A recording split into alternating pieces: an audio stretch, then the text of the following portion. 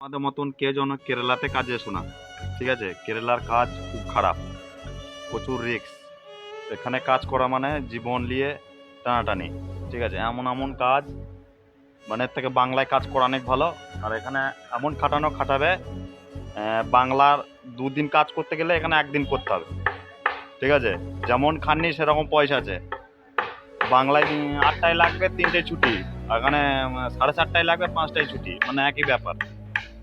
কেরালা কাজ করা মানে বাংলায় কাজ করা অনেক ভালো। তো বন্ধুরা, তোমরা কেউ কেরালাতে কাজ এসো না, খুব খারাপ জায়গা, ঠিক আছে? এখানকার মানুষজন ভালো না, ঠিক আছে?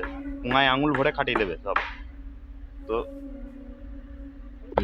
বন্ধুরা, কেরালার কাজ খুব কষ্ট। তোমরা এসো, কিন্তু খুব কষ্টের কাজ। প্লিজ বন্ধুরা, যদি ভালো লাগে তো একটা লাইক, কমেন্ট, শেয়ার করো। সব মানুষ আমাদেরকে অবহেলা করে।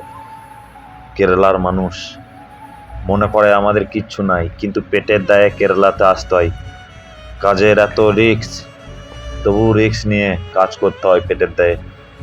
বাড়ির লোককে দুমুঠো খাবার তুলে দেওয়ার জন্যে আজকে আমাদেরকে অনেক রিস্কের কাজ করতে হয়।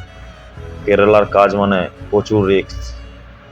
ওই ইটগুলো দেখছো, ওতে মশলা ফসলা কিচ্ছু নেই। ওদের ওই ইটগুলো ওয়েটে বসে থাকে, যখন তখন ইটগুলো ছেড়ে যেতে পারে। এমনিতেই আমরা যখন পাটা মারি তখন অনেক ইট লড়ে যায়, ছেড়ে যায়, ঠিক আছে? ওই ইট যদি কারো গায়ের ওপর পড়ে, সে একদম শেষ। তো বন্ধুরা, তোমরা আমাদেরকে একটু সাপোর্ট করো, নাহলে সব মানুষই অবহেলা করে আমরা কেরালাতে কাজ করি বলে। কেরালার মানুষ তো আমাদেরকে সবসময়তেই অবহেলা করে, মনে করে আমাদের কিচ্ছু নেই। তো বন্ধুরা, একটু সাপোর্ট করো। হচ্ছে গিয়ে 5,000 স্কোয়ার ফুটের কাজ, ঠিক আছে? কাজটা দেখালাম বন্ধুরা।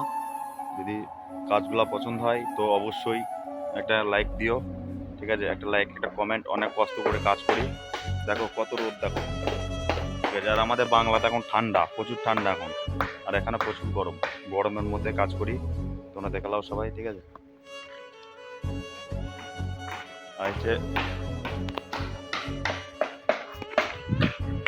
কেরালা শুধু নারকেল গাছ দেখালাম, কেরালা শুধু গাছ গাছ।